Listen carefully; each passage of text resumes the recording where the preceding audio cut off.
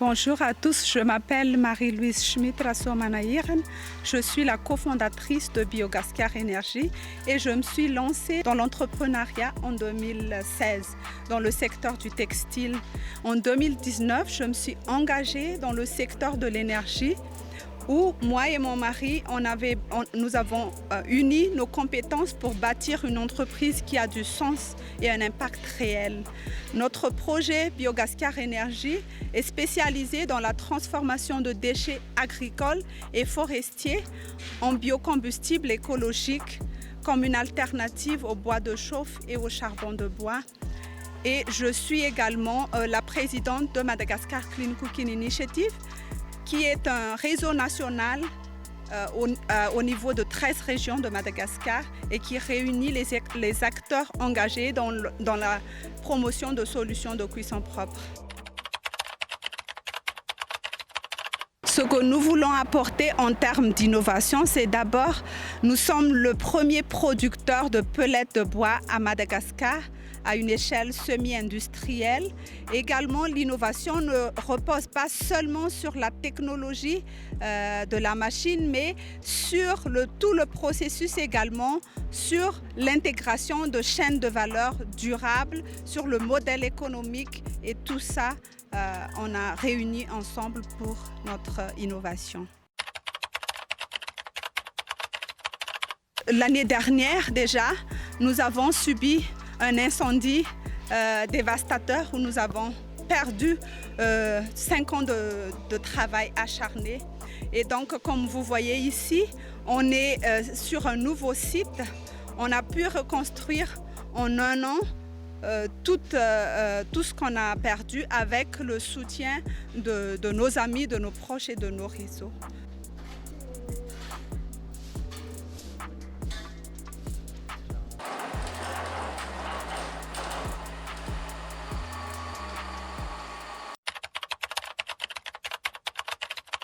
Cette somme nous a permis de couvrir d'abord les frais de transport d'équipement dans la production de pellets de bois que nous sommes en train de développer. Et comme les machines sont déjà sur place, nous sommes en train de développer maintenant les outils nécessaires pour accompagner le processus complet de cette ligne de production de pellets de bois à Madagascar. Oui, effectivement, durant l'incendie qui a eu lieu l'année dernière, le feu a duré 3 jours. Et donc, on a réalisé également que ce désastre nous a permis également de prouver que nos produits marchent et ils brûlent bien. Donc, je voudrais remercier la COI pour cet appui financier, pour ce premier appui financier qui nous a permis déjà de commencer déjà nos innovations en termes de développement de nouveaux produits. Mais le projet, c'est pas seulement que fournir de l'énergie durable, il s'agit également de personnes, de leur santé, de l'environnement, de l'autonomisation économique. Donc, peu importe les obstacles que nous traversons, nous restons engagés dans notre mission.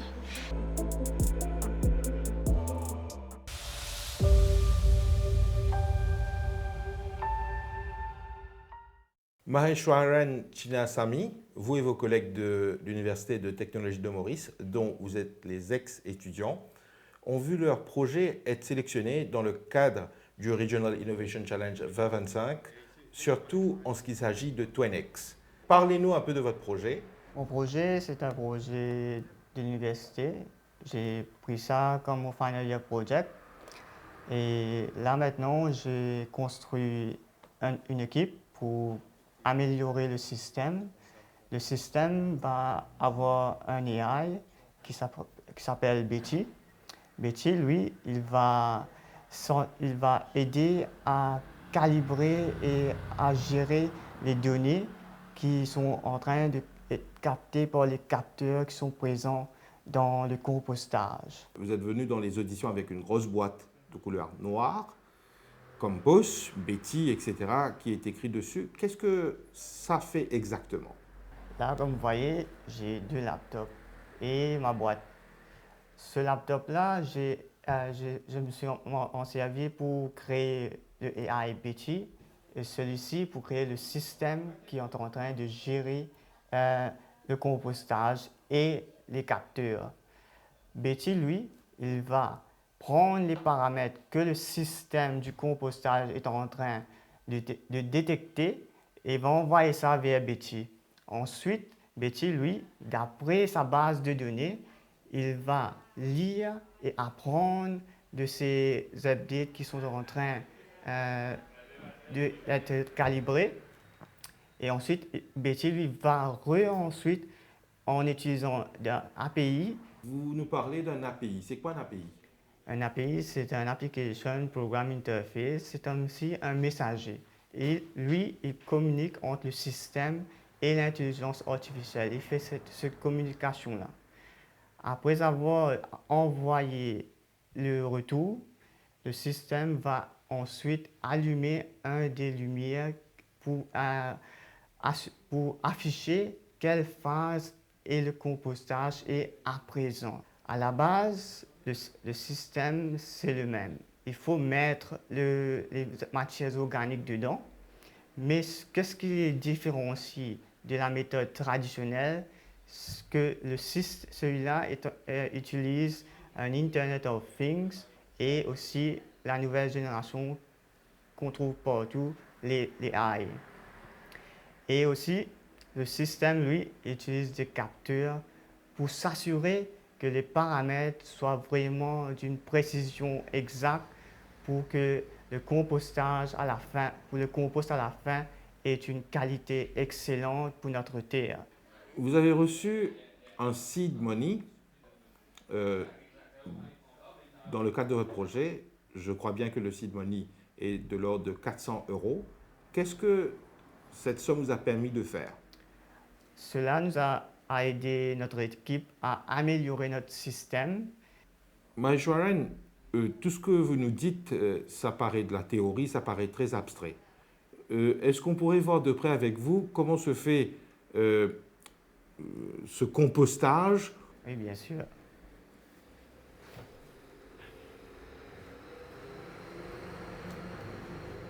C'est le compostage. Dedans, il y a des Capteurs. les capteurs de pH, de moisissure et aussi de la température. Et aussi, là-dedans, on a un capteur de gaz, de méthane. Ultimement, au bout du cycle, qu'est-ce que tu veux? Tu veux avoir du méthane ou un compost tea? Je veux plutôt avoir un compost tea de qualité parce que durant la décomposition, les organismes qui sont présents dedans, les végétaux et les fruits, quand ils sont en train de décomposer, ils relâchent un liquide. Ce fluide-là, lui, c'est le compostier. Bon, ceci étant dit, le but ultime de procéder avec quelque chose de semblable, c'est pour faciliter la tâche de plusieurs entrepreneurs par rapport aux déchets. Exactement. Et où est-ce que l'application peut se faire? L'application peut se faire dans des petits business comme des restaurants, des bureaux et même à des écoles ou universités pour inculquer la nouvelle génération sur l'importance du compostage et aussi de garder notre environnement sain. Et dernière question, tout cela se fait de façon plus ou moins automatique à travers l'intelligence artificielle que tu as dans ton ordinateur et le Internet of Things. Yes. Il suffit de mettre les déchets dedans et d'attendre et tout se fait de façon automatique. Oui. Maheshwaran Chinnasamy, merci beaucoup et bonne continuation. Merci.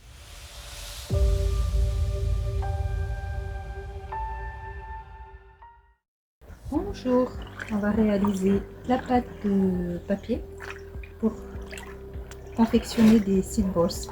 Donc on a fait tremper des papiers de bureau, des papiers velin, des feuilles de cahier dans de l'eau tout simplement. Et maintenant on enlève dans la première eau de trempage pour enlever le résidu de l'encre, même s'il va en rester quand même. Voilà.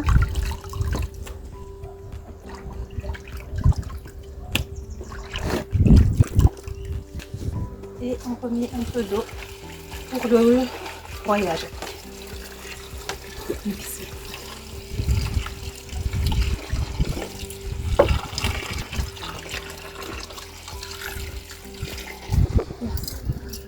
Une cuillère. Donc la pâte devient comme ça. Une petite cuillère.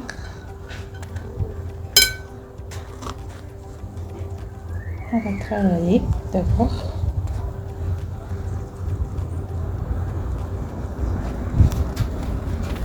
Et on prend 3 graines. 3 graines. Et on mélange.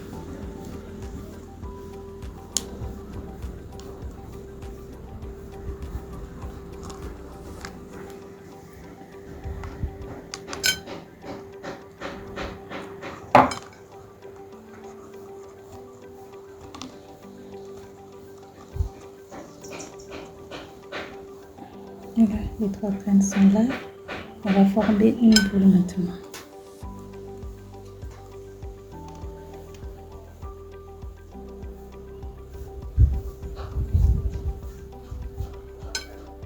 Et on enlève un peu l'excédent d'eau pour que la germination ne se fasse pas trop vite. Voilà. Et ça y est, on a la boule. Première boule. Et puis c'est tout. On va poser.